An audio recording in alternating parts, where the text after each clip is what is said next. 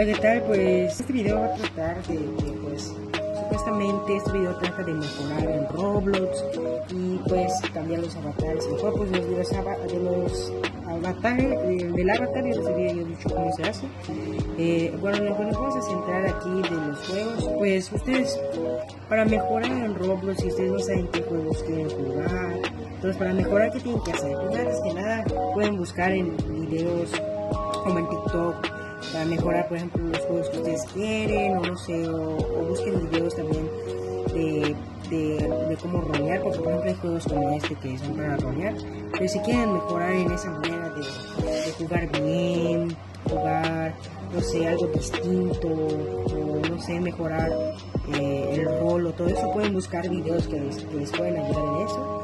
Y pues como yo les digo, nada más les voy a dar un tip de que si ustedes quieren jugar bien y todo, intégrense a una comunidad. Eso es un tip, que se puede integrar a una comunidad de Roblox, igual en TikTok Asoma, se pueden integrar y pues ahí pueden haber como diferentes juegos que ahí pueden rolear y muchas cosas, hay muchas actividades y pues nada más ese es ese tip y que puedan mejorar.